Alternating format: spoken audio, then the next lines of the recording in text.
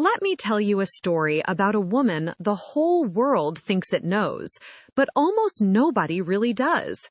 Her name is Goldie Hawn. You picture the laugh, right?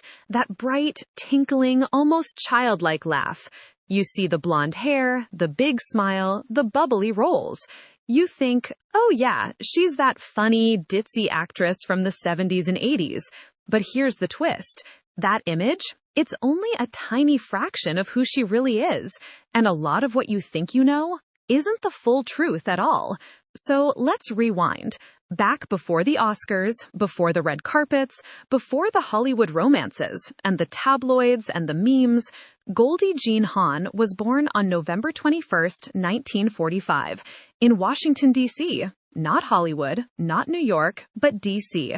Her dad, Edward, was a band musician. Her mom, Laura, owned a dance school and a jewelry shop. So from day one, music and movement were in her blood. But here's one thing most people don't know. Goldie wasn't some naturally confident, born-for-the-spotlight princess. As a kid, she was extremely sensitive. She felt things deeply. She worried. She had anxiety.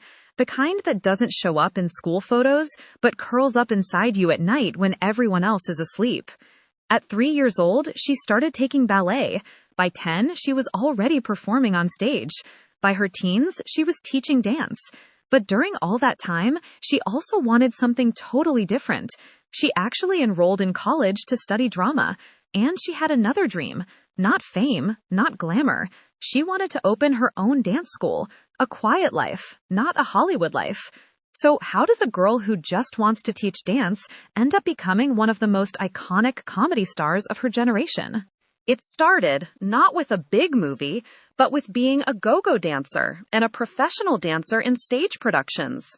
She worked hard. She wasn't discovered by magic. She auditioned, she hustled, she said yes to small parts. She wasn't chasing stardom. She was just trying to make a living. Then came a little American sketch comedy show you might have heard of called Rowan and Martin's Laugh-In. When Goldie joined Laugh-In in the late 1960s, she was not supposed to be the star. She was basically hired as the goofy, giggly, bikini-wearing blonde who messed up her lines and laughed at everything. The joke girl, the punchline. But here's the unknown part. That goofy act, she crafted it. She knew exactly what she was doing. She leaned into the stereotype so hard that she exploded it from the inside out. She used her vulnerability as a superpower. She turned her nervous laughter into a signature. Her mistakes made her unforgettable. In reality, behind that giggle, she was reading philosophy, thinking about spirituality, trying to make sense of a chaotic world. Then Hollywood called. In 1969, she did a film called Cactus Flower with Walter Matthau and Ingrid Bergman. And guess what? This silly blonde won an Academy Award for Best Supporting Actress. Think about that. 1 minute you're the goofy girl on a sketch show, the next you're holding an Oscar in your 20s. That win changed everything and nothing at the same time. Because here comes another unknown fact. Even after winning an Oscar, Goldie still didn't fully believe in herself. She had what we'd now call imposter syndrome. She has talked about deep anxiety and bouts of depression, even at the height of her success. The world thought she was on top of everything, but inside, she was fighting. She once explained that as a young woman in Hollywood, especially as a blonde, you literally had to work twice as hard to be taken seriously. People were convinced she was the character she played. They thought she was mostly air and giggles. But behind closed doors, she was negotiating, producing, reading scripts critically, and learning the business. She refused to stay in the box people tried to stuff her into. Through the 70s and 80s, you saw her in film after film. There's one with a twist you might not know. She turned down roles in some projects that later became classics because she wanted to protect her mental health and her family life. That's not the Hollywood story we usually hear, right? We hear, take every role, chase every hit, never say no. Goldie said no a lot. She valued her sanity more than her resume. You probably know her from movies like Private Benjamin, Overboard, Bird on a Wire, Death Becomes Her. She made you laugh so hard you forgot that comedy is one of the toughest arts there is. With Private Benjamin, she didn't just star, she produced, and that film turned into a massive hit. But here's something most people miss. By doing that, Goldie became one of the early women in Hollywood to wield serious power behind the camera. She helped open doors, not just for herself, but for the women coming after her. And if you look closely at her career, you see a pattern. She wasn't just an actress, she was quietly building an empire on her own terms. Her personal life, of course, became a media obsession. The relationships, the divorces, the tabloid headlines. But underneath the noise, there was a deeper story. She had 2 children with musician Bill Hudson, Oliver and Kate. You know Kate Hudson, the actress with that same electric sparkle. But here's one of the most touching, lesser-known truths. Goldie raised her kids through difficult, complicated family dynamics, with a father who was often absent and a blended family that wasn't always easy. Yet both Oliver and Kate speak about their mom with this mix of awe and gratitude. They say she gave them love, joy, and emotional safety, and that matters more than any award. Then, of course, there's the love story, Goldie Hawn and Kurt Russell. They met when she was 21 and he was 16 on the set of a Disney movie called The One and Only Genuine Original Family Band. Nothing happened back then. The ages, the timing, everything was off. Years later, in the early 80s, they reunited on the film Swing Shift.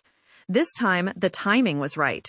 The chemistry was undeniable, and they started what would become one of Hollywood's longest-running, most beloved partnerships. Here's the surprising part. Even after decades together, children, grandchildren, shared projects, they never got married. On purpose. And Goldie has explained why. She believes love is a choice you renew, not because you signed a paper, but because you wake up every day and decide to be there. For her, the freedom to leave makes staying even more meaningful. That's a radical idea, especially for her generation. But maybe the most unknown, most powerful part of Goldie Hawn's story happens away from the cameras. Because while the world was laughing at her movies, she was quietly falling in love with something else entirely. The human brain, the inner world, the mystery of happiness. After facing her own anxiety and depression, especially in her 20s and 30s, Goldie went on a deep inner search. She studied psychology, spirituality, Eastern philosophy, and especially mindfulness. She didn't do it for a role, she did it for survival. Then she did something almost no one expected. In 2003, she created a non-profit organization dedicated to children's mental health and social-emotional learning. It's called the Goldie Hawn Foundation, and one of its key programs is something called Mind UP. Now, if you've never heard of Mind UP, you're not alone. It doesn't show up in movie trailers, it doesn't trend on gossip sites, but it might be Goldie Hawn's greatest legacy. Mind UP brings simple neuroscience, gratitude practices, breathing exercises, and emotional awareness into classrooms. It teaches kids what stress does to the brain, how to calm their minds, how to focus, how to be kinder to themselves and to others. The bubbly blonde from Laugh-In became a champion of mindfulness in education all around the world. Teachers in multiple countries have used the methods she helped promote. Hundreds of thousands of children have been impacted by it. Children who may never know that the funny lady from the movies is part of the reason they learned how to handle their big feelings. Here's another little-known fact. Goldie isn't just the face of this work. She has sat in on research sessions, spoken with neuroscientists, advocated for curriculum changes. She isn't just lending her name, she's lending her mind, her time, her heart. And through all of this, she keeps circling back to one simple question. How do we stay happy in such a complicated world? She's talked openly about getting up every morning and choosing gratitude, not as some cute slogan, but as a daily discipline. She still meditates regularly, still reads about the brain, still practices what she teaches. Think about the arc of this life. A shy, anxious little girl who just wanted to dance becomes a global star, gets boxed in as a cliché, the dumb blonde, and then uses that very box to break it apart from the inside. She becomes a pioneering producer, an Oscar winner, a comedy icon, a partner, a mother, a grandmother, and then, quietly, a mental health advocate and a champion for children's emotional well-being across the globe. That's Goldie Hawn. Not just the giggles, not just the hair, not just the roles you remember. Here's something else. She's had to survive not only the normal pains of life, but also the brutal gaze of the public. Aging in Hollywood is brutal, especially for women.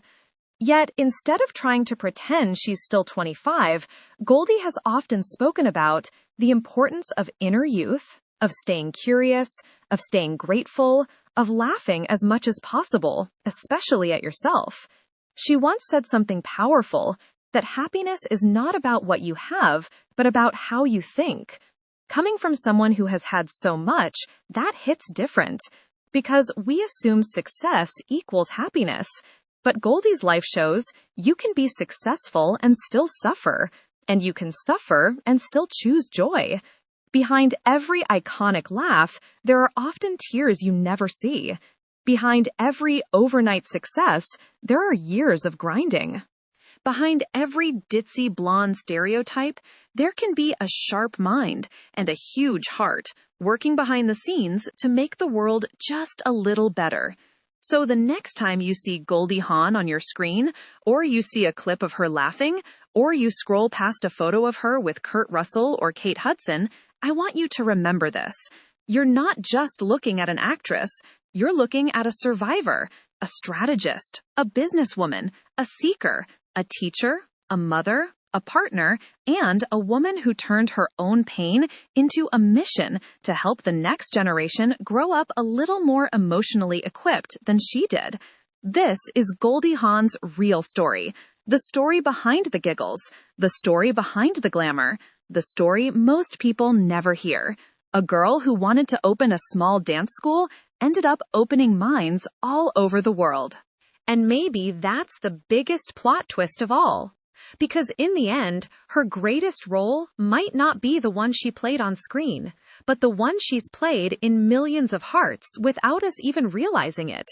That's Goldie, not just a Hollywood legend, but a quiet architect of happiness, resilience, and hope. And now that you know, you'll never see her the same way again.